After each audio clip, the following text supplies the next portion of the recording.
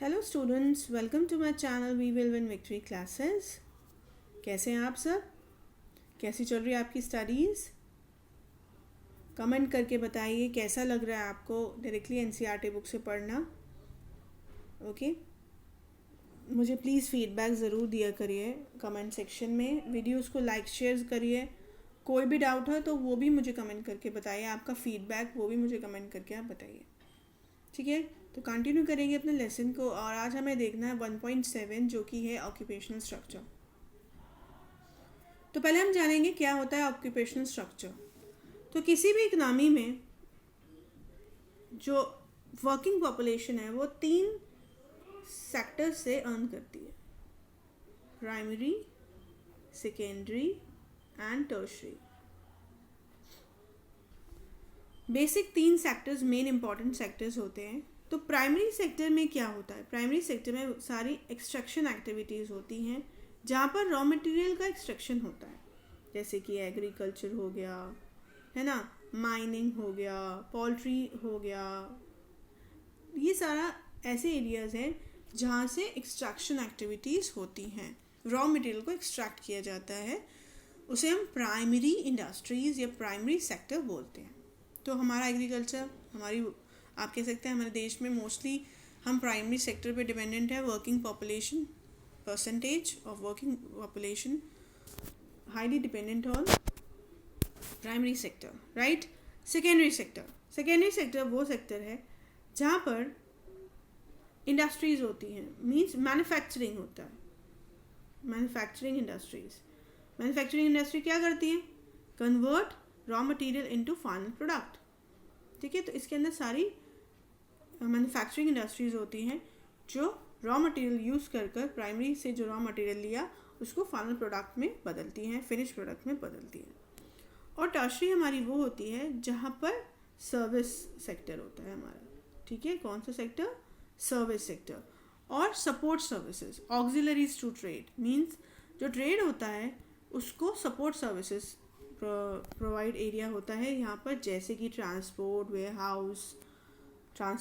Warehouse, communication, ठीक है? तो ये सारा कुछ टर्शरी के अंदर जाता है, जो कि ऑक्सिलरीज टू ट्रेड होता है, सपोर्ट सर्विसेज टू ट्रेड होता है, या सपोर्ट सर्विसेज टू प्राइमरी और सेकेंडरी सेक्टर, वो सारा टर्शरी में जाता है। ओके, तो अब हम ये जानने वाले हैं इस टॉपिक में कि हमारी वर्किंग पॉपुलेशन जो थी उस समय अंडर ब्रिटिश राज, वो किस सेक्टर पर ज़्यादा डिपेंडेंट थी, या देश के कौन से हिस्से प्राइमरी सेक्टर में एंगेज थे, या टर्शरी में, या सेकेंडरी में, वो हम इस टॉपिक में जानेंगे। छोटा सा टॉपिक है, बहुत जल्दी ख़त्म हो जाएगा। चलिए, during the colonial period, the occupational structure of India, that is distribution of working persons across different industries and sectors, showed little sign of change. So this is the not, ये नहीं लेंगे आप, साइन ऑफ चेंज नहीं लेना आपने। ये जो line है ऑक्यूपेशनल स्ट्रक्चर समझा रहा है, ये लाइन आपको क्या समझा रहे हैं? Occupational structure, distribution of working persons across different industries and sectors. This is what occupational structures means. Okay, so अगर MCQ में आता है what is occupational structure and these are the options, तो you can select this option. आप ये option select कर देंगे. It means what? Distribution of working persons across different industries and sectors. ठीक है? अब वो आगे बता रहे हैं कि ये जो occupational structure था इसने कुछ थोड़े बदलाव देखे। Saw a little sign of change, ठीक है? थोड़ा बदलाव देखा। ओके, चलिए आगे देखते हैं। The agricultural sector accounted for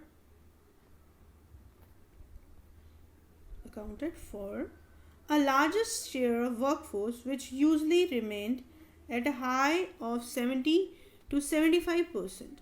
तो हमारी जो पता ही है हमें, हमारी लार्जेस्ट पॉपुलेशन एग्रीकल्चर पर ही बेस्ड है, तो 70 to 75% जो वर्कफोर्स थी it was engaged in agriculture activities, ठीक है? While the manufacturing and the service sector accounted for only 10 and 15 to 20% respectively. और अगर हम मैन्युफैक्चरिंग सेक्टर या सर्विस सेक्टर की बात करें तो वो 10-15 से 20% डिपेंडेंट था, जो कि हमारा सेकेंडरी और टर्शरी सेक्टर में जाता है। Another striking aspect was the growing regional variation. Regional variation थी हो रही थी उस समय, क्या थी वो देखते हैं। Parts of then Madras presidency, they are talking about Madras presidency, जिसके अंदर तमिलनाडु, आंध्र प्रदेश और केरला और कर्नाटका आते थे। ठीक है, Madras presidency comprising areas of the present day states, जो आज के हमारे स्टेट्स हैं तमिलनाडु, आंध्र प्रदेश, केरला, कर्नाटका, वो मद्रास प्रेसिडेंसी में जाते थे। तो आपको प्लीज़ याद रखना है ये भी कि मद्रास प्रेसिडेंसी के अंदर कौन कौन से स्टेट्स आते थे, जो आज के स्टेट्स हैं हमारे तमिलनाडु, आंध्र प्रदेश, केरला एंड कर्नाटका।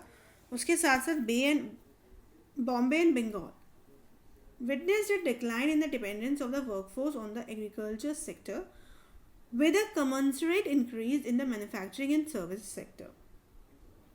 तो जो ये मद्रास प्रेसिडेंसी थी, ठीक है, इसमें बता रहे हैं कि एग्रीकल्चर में फॉल देखा गया, और एग्रीकल्चर मीन्स प्राइमरी सेक्टर, और जो मैन्युफैक्चरिंग और सर्विसेज था मतलब सेकेंडरी और टर्शरी सेक्टर में इंक्रीमेंट देखा जा रहा था। ठीक है, इंक्रीज हो रहे थे, मतलब जो वर्किंग पॉपुलेशन थी that were shifting towards manufacturing and services sector. Okay, however, there had been an increase in the share of workforce in agriculture during the same time in Odisha, Rajasthan and Punjab. Same time बात कर रहे हैं कि increment हो रहा था workforce का agriculture में, कहाँ पर? Orissa, Rajasthan and Punjab, Orissa, Rajasthan and Punjab. ठीक है, तो ये कुछ चीज़ें यहाँ पर बताई गई हैं। Finish, this topic is finish. और यही बताया गया है, बस आपको दो ही चीज़ें यहाँ पर आई हैं मेन। आपको स्टेट्स याद रखने हैं कि कौन से स्टेट्स किन एक्टिविटीज़ में, कौन से स्टेट्स किन एक्टिविटीज़ में एंगेज थे। आप लिखेंगे मद्रास प्रेसिडेंसी, जो प्रेजेंट स्टेट्स हैं तमिलनाडु, आंध्र प्रदेश, केरला एंड कर्नाटका, बॉम्बे और बंगाल। तो मद्रास प्रेसिडेंसी, बॉम्बे और Bengal, they were shifting towards manufacturing and services sector, and there was increase in the share of the workforce where in Odisha, Rajasthan and Punjab, जो कि एग्रीकल्चर पर उनका जो शिफ्टिंग थी वर्कफोर्स की, वो एग्रीकल्चर की तरफ जा रही थी। ठीक है, तो इसमें दो ही पॉइंट्स हैं जो आपके इम्पॉर्टेंट है। और ये भी आप याद रखेंगे कि जो पॉपुलेशन शेयर दे रखा था यहाँ पर, दैट 70 to 75% एग्रीकल्चर पर हम बेस्ड थे और डिपेंडेंट थे, and 15 to 20% on what? Secondary and tertiary sector. Okay, 10 and 15 to 20% respectively means manufacturing 10 and services 15 to 20. ठीक है, so this ends with today video, और कमिंग लेसन में हम आगे देखेंगे जो कि है हमारा लास्ट टॉपिक, इंफ्रास्ट्रक्चर लास्ट है, उसके बाद चैप्टर फिनिश है। ठीक है, हाँ जी, चैप्टर फिनिश हो जाएगा। उसके बाद हम क्या करेंगे, मैं आपको फिर इसके नोट्स भी देने वाली हूँ चैनल पर ही। ठीक है, आपको नोट्स मिलेंगे, हैंड रिटन नोट्स मिलेंगे। ठीक है, हैंड रिटन नोट्स बाय मी, हैंड रिटन नोट्स मिलेंगे, तो आप चाहें तो उसको वीडियो को डाउनलोड कर लीजिएगा। ठीक है ना, और नोट्स को लिख लेना जैसे भी आप कर सकें। So I will provide you the notes on the channel, and मैं फिर से आपको रिवीजन कराऊंगी उस नोट्स के थ्रू इस पूरे ही चैप्टर का। उसके बाद हम MCQs वगैरह देखेंगे। ठीक है, थोड़ा बहुत आपको सॉल्व कराएंगे इस चैप्टर से रिलेटेड MCQs, क्वेश्चन आंसर्स, जो भी इस चैप्टर से रिलेटेड मुझे मिलेगा आई विल प्रोवाइड यू, और उसको हम करेंगे जिससे आप फाइनली इस चैप्टर को हम 100% परफेक्ट बनाने के बाद ही नेक्स्ट चैप्टर की तरफ मूव ऑन करेंगे। ठीक है ना, तो चलिए, थैंक यू वेरी मच। देखते रहिए वीडियोस, लाइक करिए, शेयर करिए वीडियोस को। Thank you.